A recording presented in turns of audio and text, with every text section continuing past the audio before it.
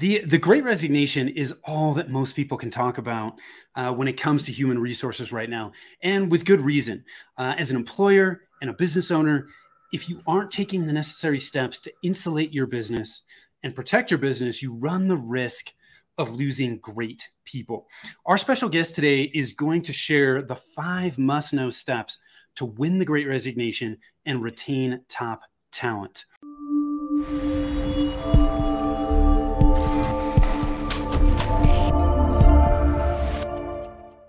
Hi, I am Tim Fitzpatrick with Rialto Marketing, where we believe marketing shouldn't be difficult. All you need is the right plan. I want to thank you so much for taking the time to tune in. I am super excited to have Eric Torigian from CHRO Solutions with me today. Eric, welcome and thanks for being here. No, thanks, Tim. It's a pleasure to be here. I love the concept of what you guys are doing at Rialto Marketing, and it's a pleasure to be here. Yeah, we're gonna have a good conversation. Obviously, the Great Resignation has been a topic for a while now, and we can't neglect it, right? It's employees are a huge asset in all of our organizations, and we got to pay attention to it. Yeah, it's an interesting time right now, and I know we're going to get into this in a lot more detail, but that relationship between the employee and the employer has fundamentally shifted. And it's going to be organizations that get it and manage it are going to be the ones who win. Yeah, I'm excited to talk about this. So, but before we dig into it, I want to ask you some rapid fire questions. Just help us get to know you a little bit. You ready to rock and roll? Let's go. Okay, let's do it. When you're not working, how do you like to spend your time? So I have a 6-year-old, he'll turn 6 on Tuesday, and a 7-year-old. So I spend most of my time with them. So we do all kinds of great stuff together. And whether it's bike riding or I stand in the street so they can ride their bikes and have fun, or electronics downstairs at our workbench in our maker space, or crawling around on the floor, just being a dad. So that's my number one passion. Are they 12 to 18 months apart? How far apart are they? They're 19 months apart. 19. Okay. Which sounded really easy at the time, and I think would be really easy at some point in time. It was a struggle, a challenge, and a challenge for my wife as well, as she's the stay-at-home mom who works 2 jobs basically. And yeah, I remember the day we brought my son home and we sat there, and it was the very first time we were home. We're like, how the hell are we gonna get both these kids to sleep at the same time? Yeah, so my wife and I have 2 girls. 18 months apart. So okay, same. Yeah, I know exactly what you're going through. What's your hidden talent? My hidden talent is this passion for getting people to bloom. So I love to get people to do better than they even believe they can do at something. And I love to just show them. I show them how they're valued. I show them how they fit into whatever the solution is or whatever the problem is, and then I give them the tools to get out of their way. And it works at work and at church or wherever. It just always is a proven formula. What's the best piece of advice you've ever been given? Wow, I've been given so much, but the best piece of advice ever was, if you want to make all of your dreams come true, make everyone else's come true. And I truly believe if we set out to help others first, we will get taken care of. Yeah, it's naturally going to follow, isn't it? It sure does. It always seems to. What's one thing about you that surprises people? I used to perform stand-up comedy, or I was with Second City and did a bunch of work there. And I think it always surprises people that I love to do that kind of stuff. I would not have guessed that. That's pretty cool. But you know what it is, though? Improv, you learn a very important lesson. And it goes back to our last comment. It's not about making yourself look funny. It's about making your troupe look funny.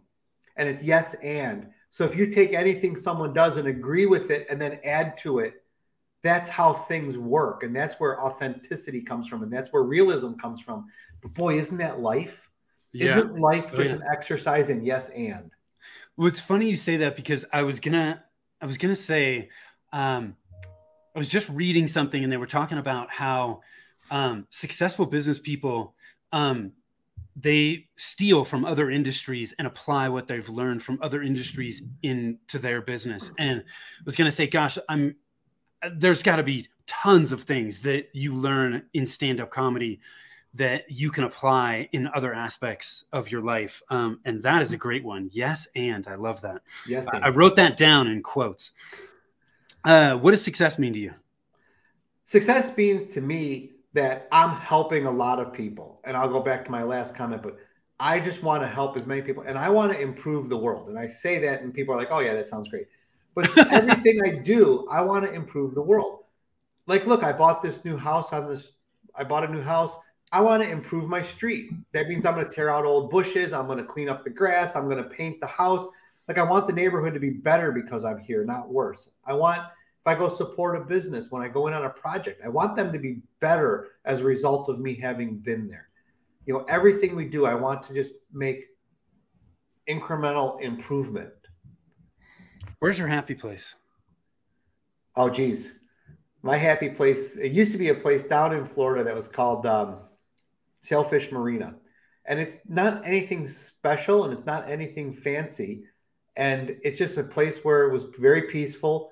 And go down there, we could sit and have a couple drinks and some fish and chips. And it was always just a nice place to reset. Where is that in Florida? So it's on the east side. My parents used to live in West Palm Beach. So this is kind of up in the Palm Beach area. And what was it called again? Sailfish Marina. Sailfish Marina. Actually, behind me is 2 pictures of Sailfish Marina. Okay. I had to make sure to find out. What qualities do you value in the people you spend time with? Authenticity. So I don't like fake people. Just be yourself. Unless you're a jerk, then be someone else. But for the most part, just be yourself. I love it. Yeah. Awesome. Well, the Inquisition is over. I want to give you an opportunity to tell us a little bit more about what you're doing with CHRO Solutions. How are you helping businesses? Who are you working with? Yeah. So I've had this transformational HR career for the past 30 years now. So I've had a chance to work and lead some of the biggest, most complex HR systems in the world. Ford, Pepsi, Comcast, NBC Universal. I have had the chance to do transformational work that no one else did. I always took the assignments that no one wanted, but then I was getting the experiences that no one else was ever going to get. So I did a bankruptcy where I was a bankruptcy restructuring HR officer and shut down a business. I did a massive restructuring where I took a company from 1.2 billion in revenue to 200 million in revenue and took out 70% of the SG&A cost and, restructured the entire US. And then I've done the opposite side too. I took one company from 2,400 domestic employees to 8,000 global employees in 11 months during COVID. And it's just, you can scale systems, and it's just, for me, has been this great career and a lot of M&A work and a lot of work with, private equity and venture capital. So I got to this point where I said, well, what do I really want to do? Like, what's kind of next for me? I said, well, I want to take all of this experience I've gained and add value with it to as many people as possible. And I thought the route to do that the best would be this advisory work. So I tend to be that, I hate the terminology now, but I tend to be that trusted advisor to the trusted advisors. So I'm the person that the CEO can come and talk to when they have no one else to turn to. I'm the one who can take a new CHRO and help her be successful. I'm the one who can take a look at your systems and rebuild them from a process Six Sigma perspective. One of my other hidden talents that no one knows about me is I'm a software developer as a hobby, right? So I sit and learn new programming languages and I learn analytical skills, but I can bring that to bear to help HR systems improve. I love it. And for those that don't know, CHRO, Chief Human Resources Officer. Chief Human Resource Officer, so CHRO Solutions. And we really have a couple different focuses, Tim. So the first is fractional and interim HR work, right? So this is taking the smaller businesses who want sophisticated HR strategy, but can't and shouldn't hire the level of HR that they need to do it. So what my model says is bring in a fractional leader. So we'll come in, Some businesses, we come in, we're there one day a month. Sometimes we're there one day a quarter. And we put billing rates that make sense for the businesses, but we'll build out the strategy. We'll build out the system and the structure, and you let your local teams implement them and run them. And then they'll have me on call to back them up. So it gives you a Fortune 50 HR system that works for a non-Fortune or a Fortune 1000 company. So I'm really, really excited about that vertical. The other places, we do a lot of that M&A work, due diligence work, helping people come in and clean up something. So reboot my talent acquisition function or rebuild my training function, build me a leadership training program, and then a lot of succession planning, org health work, and then placements, that kind of work. I love it. Let's dig into HR here. I know there's a lot of things going on in the market. How is the relationship between the employee and employer changing over time? Yeah. So this is the hottest topic, I think, right now. Yeah. So this pretty broad question. Yeah. I mean, this relationship has been evolving for a number of years. Everyone wants to blame COVID, but COVID is not the nexus of this change. What COVID did was accelerated it and made it real. Yeah. So this change was happening. People are demanding a different relationship with their employer. In March, we sent everybody home, March of 2020, and it was life or death, and we got it done. We didn't do focus groups. We didn't do studies. There was no test programs. We literally packed people's cars with computers, and they drove home and set them up. But what it proved was this world can work remotely. Now, I think what 2021 showed us was it can't work remotely exclusively. So we're going to have to figure out some kind of a hybrid work modality that gives you the best of the best. So people need that latitude and flexibility to be home and to work. And they can be true. If they can be effective, why do you care? But they also need that time. They need that interactive time with each other. You need to go to lunch. You need to laugh about stuff. Someone needs to knock the box of donuts off the table, and everyone has to have their stories. And like those things are important too. So HR has to find some way to create this new modality that gives sort of the best of the best. What I think is interesting is now we're going to be in an economic cycle with a lot of uncertainty. And we have, everyone's talking about the yield curves and the inversions, and there's enough factors pointing to a potential recession coming, and there is some kind of an economic situation coming. But we're going to do it in an employee market. So there's going to be a job market that's going to be very employee rich. So this is going to be a much different recession than we've ever seen before. And how are you going to fix this? How are you going to work through this? So what are you going to do to make your team strong? And that's why I love the concept of today's discussion is how are you going to win in this? Might not be the Great Recession, but how are you going to win now when the game changes?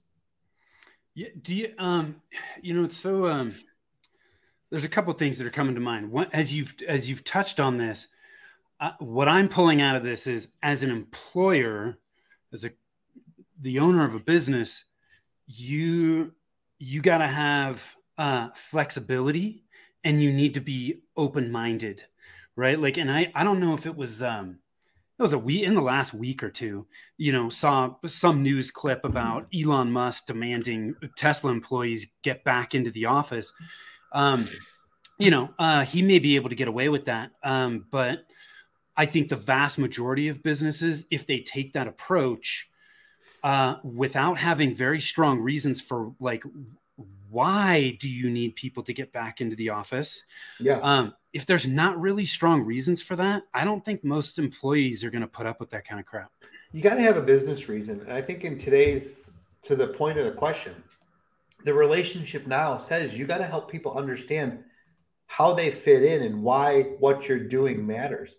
And for those of us who started working, a while back, I remember where you just went to work and you didn't say anything, right? You just did what you were told, and you kept your nose down and you did what you were told. You stayed out of trouble, and that's how you came up. But that's not the world that we live in. And I'm glad of that, because I think we have more creative outlets now. We have more mechanisms to come up with things like Teslas. Now, Elon Musk, I kind of applaud what he did. Now, I don't think that it's the right decision, but he did it in a way that was authentic to who he is. Right. He did it with clarity, and he communicated. He didn't beat around the bush, right? Didn't beat around the bush. Owned the message, did it with clarity, communicated very clearly what he wants and what he believes the outcome will be and why he believes it'll be beneficial. That's all you could ask for in a leader.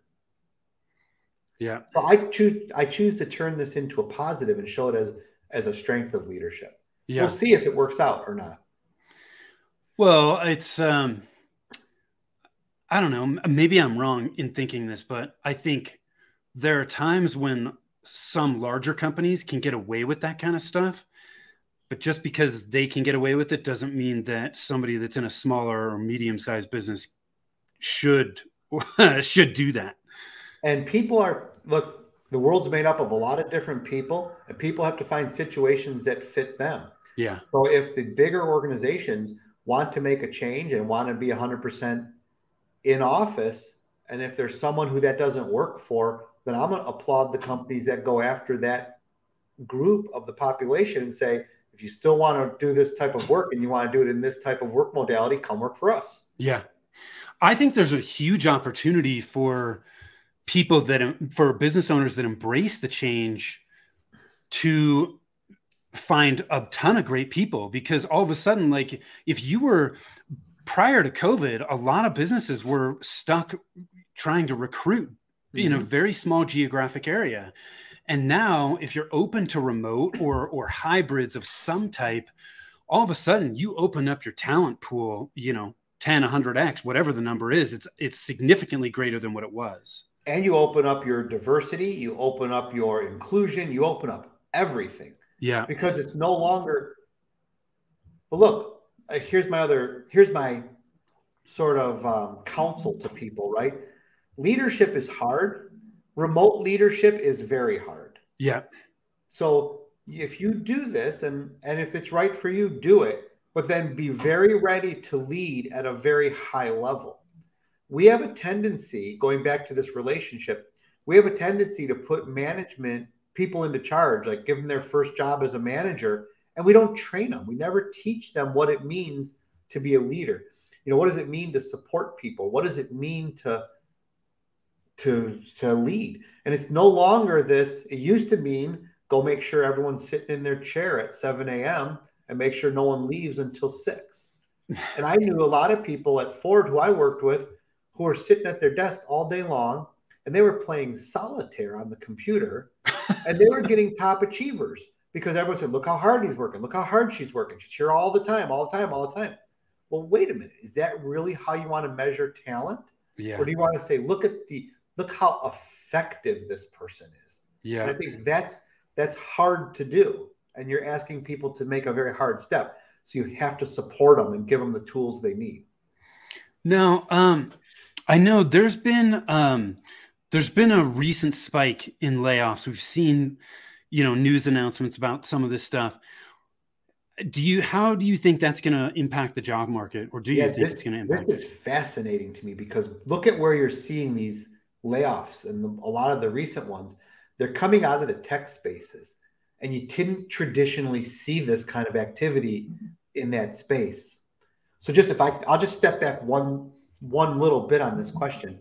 There's really 4 different ways to run a company, right? You could be a public company, you could be a privately held company, you could be a private equity held company, or you can be a venture capital backed company. It's broad strokes, but those are kind of the 4 approaches. Okay, well, public company, you are there to drive shareholder value. So you see things like layoffs and plant closures and pullbacks in manufacturing footprint as a way to drive shareholder value, drive EBITDA. It's a very finance-driven decision. It's very public. Makes sense. Yeah. Privately held company, they're a little bit more protective of their manufacturing footprint because they were there and they built it. maybe Grandpa John bought that building and put the first automatic screw machine in there. And you have a little bit more of a vested feel of the business. So you're a little bit slower on that uptake. Private equity is probably even faster on the uptake for that, right? Because it's all about how do I maximize my return on the investment, and it's dollars and cents games. But here's where I wanted to get to with this. When you think about venture capital, that's not what venture capital is about. What venture capital has never been about expenses. They've always kind of laughed about expense ratios because they're just about there's more money to be made and how do we scale to $1 billion? How do we scale to $1 billion? But to see a lot of these kind of big tech companies who are venture capital backed now start to say, I have to pull back and I'm going to make layoffs and I'm taking out expenses. This is a big shift in where we're at. And people are starting to use this term VC winter. And, VC winter, there's a lot of slowdown in the angel funds and in the venture capital funds. This is of a concern to me. I think where we're going to see the job market start to shift is you're going to start to see private equity and public companies into this distressed asset mode where they're going to start figuring out how do we carve out expenses and how do we, fix things, which doesn't necessarily mean you reduce heads, but you might realign heads and move heads around. And I think you're going to see start a bigger growth again in this privately held, 5 million, 10 million and below, which is sort of duplicative of what happened in 2008, right? Yeah. Yeah. Well, time will tell, right? Exactly. We'll let the economists figure that out, and we'll just figure out how to help the people through it. So before we jumped on air, I know we started to work through these 5 steps. Honestly, I kind of see it as a framework of how to think about human resources. Let's run through these 5 steps because I think there's a lot of gold in here.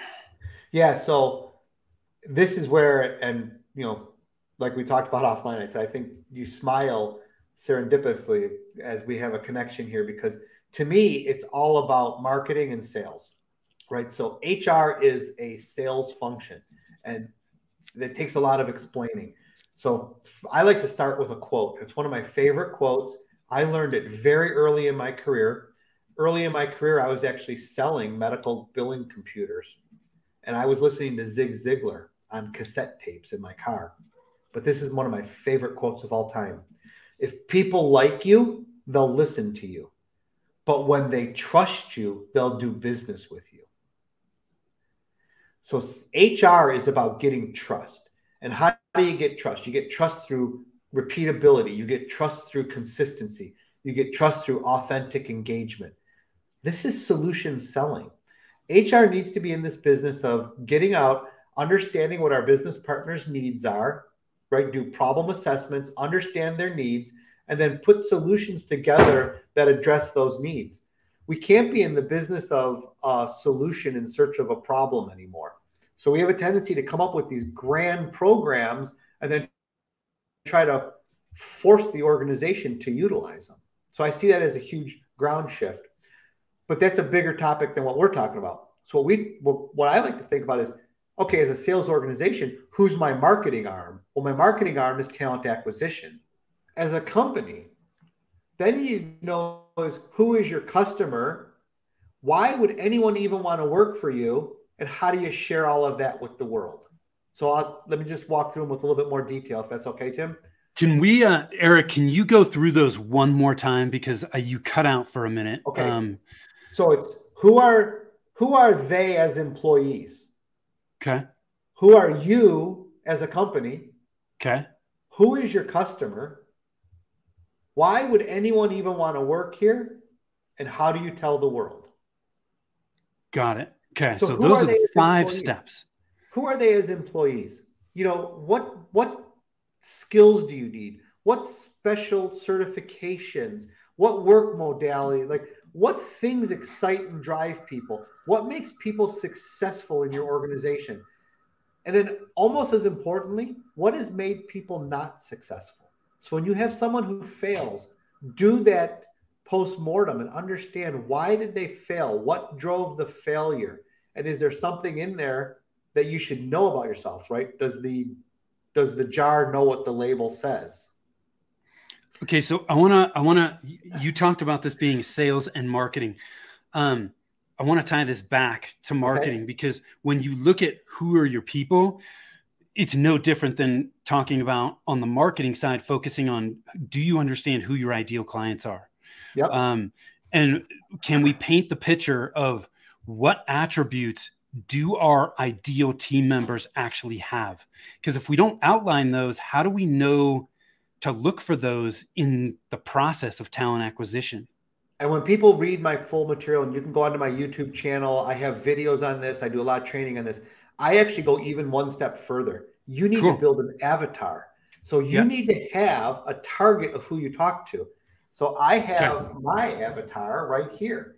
And this is who I talk to every day. I stole this from Christian's Lego box. I love it. This man stands right here on my monitor, and I look at him all day long.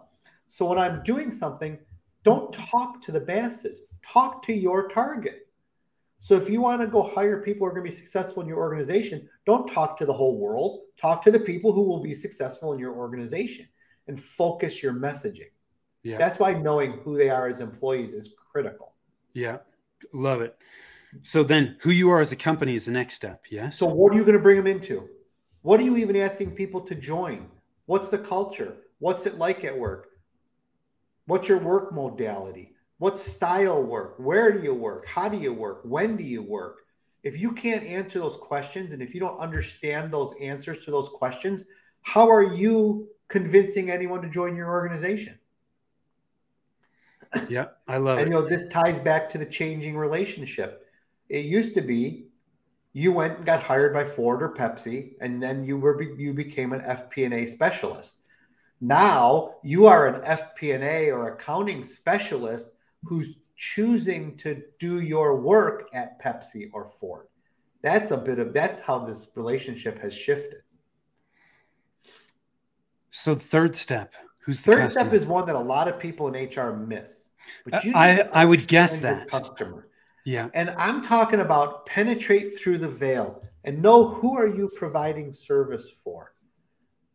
So I always like to tell people, this is my teaching tool. Pepsi does not sell a cola flavored beverage, because if they sold a cola flavored beverage, who would they compete with, Tim? They would compete with Coke, RC Cola. They would compete with water. They would compete with lemonade, with root beer. That's not what they're trying to sell. What does Pepsi sell? Pepsi sells you membership in a new generation. They sell you coolness. Come drink Pepsi and be a part of this revolution in the world. Be one of the cool kids. Be part of the new generation. That's the secret. You've got to convince people how they can come to your organization and do something meaningful for a customer. So if my customer buys my product to build ambulances to get people to hospitals to save lives, then when I'm recruiting employees, I want people who are motivated to help the community. And I think this is a big step away from where we've ever taught people to think about talent acquisition. Yeah. So, okay. So I want to make sure I get this right, because this is really fascinating. Because like you said, I've never heard anybody in HR talk about, hey, it's super important for you to know about who you're serving, who the customer is.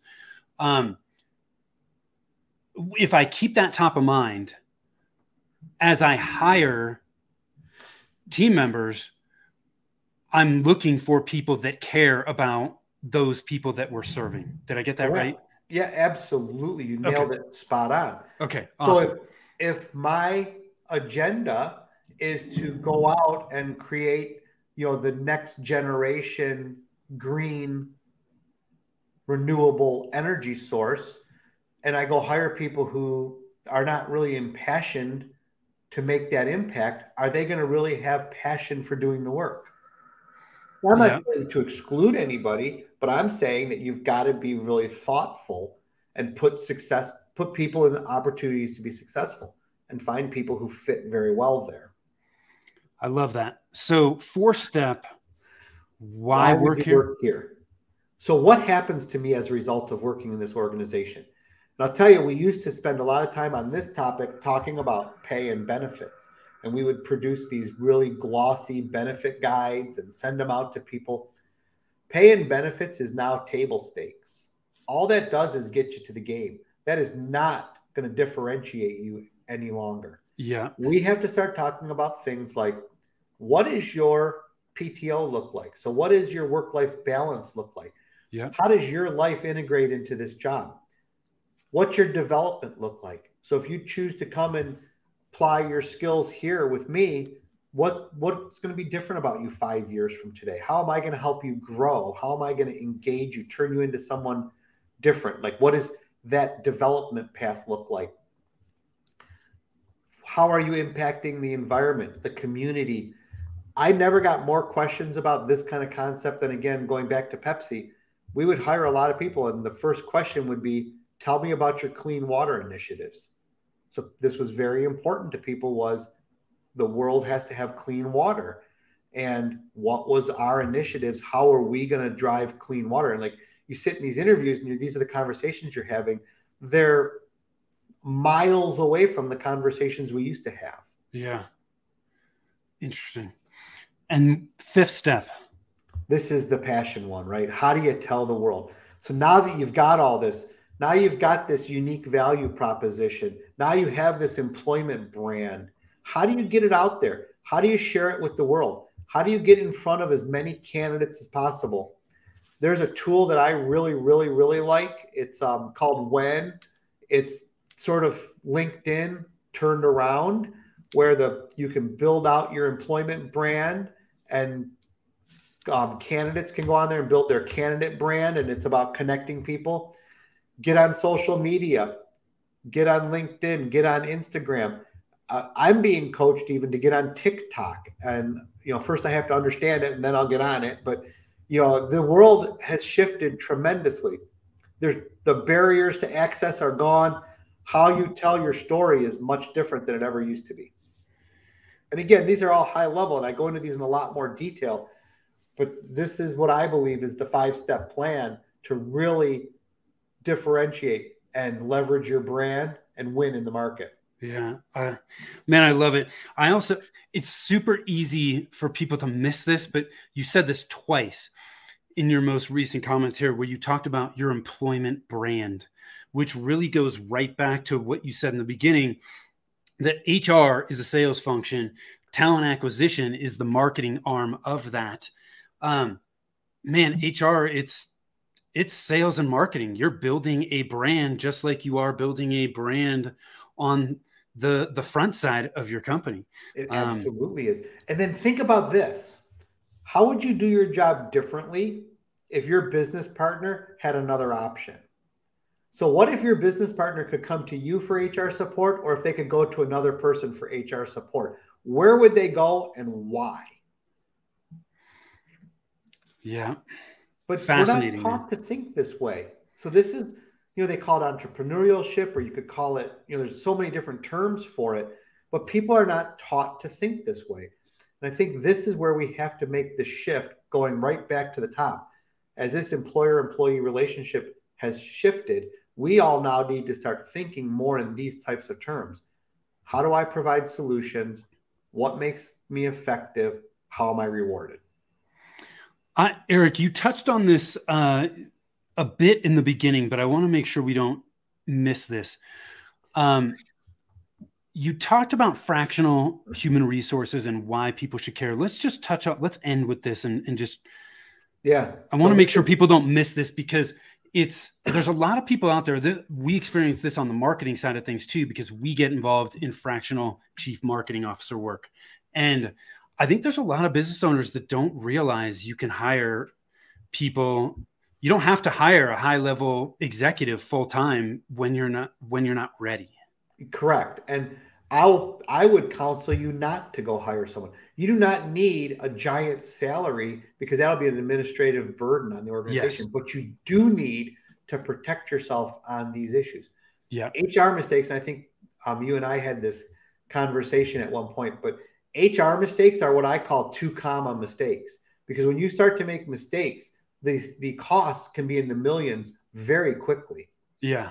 I have counseled small businesses on things like one hired a CTO to work out of Canada on a US based business, but paid him in India in rupees.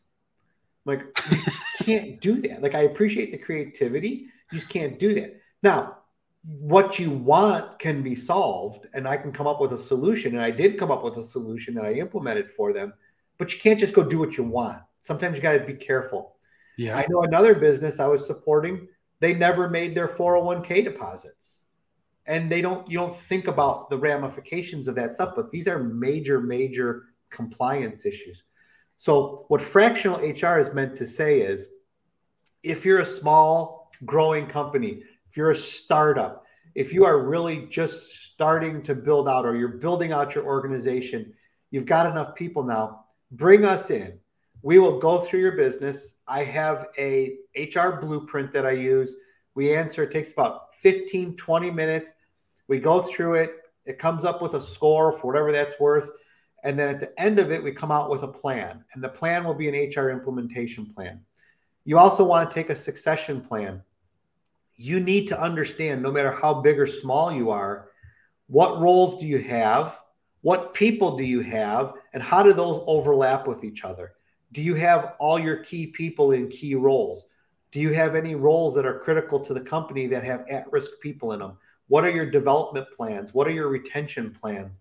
These are all things that you need to look at no matter the size of your organization. And this is where fractional HR, we can come in and help you. Sometimes it's one day a month. Sometimes it's one day a quarter. I've got some where we spend a few days a week in there helping the business, and we can make things work. But don't just take this for granted. Everyone thinks they can do HR. It's not always the case. A lot of times you have the people, sometimes HR ends up by default, and it ends up under finance, or it ends up with an admin, or it ends up in some corner, which is fine. It can stay there, but you need someone to have oversight of it. And that's where the fractional model can really help you and save you a lot of heartache. Yeah. So you can get the experience that you need without the overhead, or at a fraction of the cost, because you can't, we see this in marketing too. The owner brings in a marketing coordinator, or a human resources coordinator, or whatever they call it in human resources. And they expect those people that are used to doing the work, right? Doing the tactical work, to be strategic. It doesn't work. That's not their role. Yeah, it just doesn't work. Yeah. And there's a lot of things around like payroll and compliance. And I hate to wave the compliance flag all the time, but there are things that can trip you up. But then what is your vision, and where do you want to go, and what's your people plan to get there? You can't ask it's just not fair. Same as a marketing plan. You can't ask a marketing coordinator to come up with what's my 5-year strategy to transform the brand. I mean, it's just not fair. Yeah. Yeah. They don't have the experience or expertise to do it. But I can engage you to do that. And then you can come back and give me a meaningful tactical action plans to take. Well, this is the same what we're doing with fractional HR. Yeah. We'll come in there, understand where do you want the business to go? What's your vision for it? What are your goals for it? If your goal is to sell it in 3 years, then we do things differently than if your goal is to double in size in 5 years. If your goal is to bring in the next generation and get your 3 nephews ready to run the business, whatever those are, we'll understand those first. Then we'll understand your organization, and I'll give you very tactical steps that you can take with your existing team to be successful. Eric, any last minute thoughts you want to leave us with? This has been a fantastic conversation. I love the 5-step framework. Honestly, if people just write down the framework and reach out to Eric if you need help with it, but there's some gold in there. So what thoughts do you want to leave us with? Well, that was a really good wrap up, Tim. I couldn't do much better than that. I will say this, my HR blueprinting questionnaire, if you want a copy of it, I'll mail it to you. It's on SurveyMonkey. You answer it. It's about 60 questions. It takes you 10 to 15 minutes. When you're done with it, I can give you a pretty good idea of what do you need and where do you need to go. And listen, if Amazon, Starbucks, and Apple are not a lesson to everybody right now in the shifting relationship between the employee and the employer, then you're missing this. And we could do a whole nother show on unionization and what's happening. But what's driving the union is not all of a sudden people want this third party there. It's that they're dissatisfied with what they're getting from their employer. And you don't have to be Starbucks to have this happening. Yeah. And if it's happening at a 20-person company, it's just as harmful as at a 20,000 person company. So if people want to get access to that assessment, best place, connect with you on LinkedIn? Connect on LinkedIn. I'll send you the link. Right now, the tool's on SurveyMonkey. It's a very easy to take tool. And when you're done with it, I'll go through, do the analysis, and we'll have a 30-minute or so session. So you invest about an hour in it, and it's the best step you'll take towards improving your team. And I can attest to that. I went through it. It did not take me very long to answer the questions. So well worth it. Connect with Eric over on LinkedIn. We'll make sure his URL for LinkedIn is in the show notes, but it's at linkedin.com/in/Eric-Torigian. And Torigian is Torigian. Eric, this has been a great conversation, man. I appreciate you taking the time. I was feverishly taking notes here. Honestly, I had a lot of takeaways, but the one that really stuck with me that's super simple was yes and. Yes, and. I love that. I love that. So thank you so much. I appreciate you being here. Those of you that are watching, listening, I appreciate you as well. If you guys need some help, you're struggling with clarity on what your next step should be for your marketing, you can connect with us over on our website at rialtomarketing.com. It's RIALTO marketing.com. The other place you can connect with us is over at growthmarketingplan.com. At growthmarketingplan.com, you will find our 90-day marketing plan template. It's the template we use for our business, our clients. All the video instructions, sample plans, the template itself are there so that you can start working on putting your plan together and getting results today. Thanks so much for tuning in. Till next time, take care.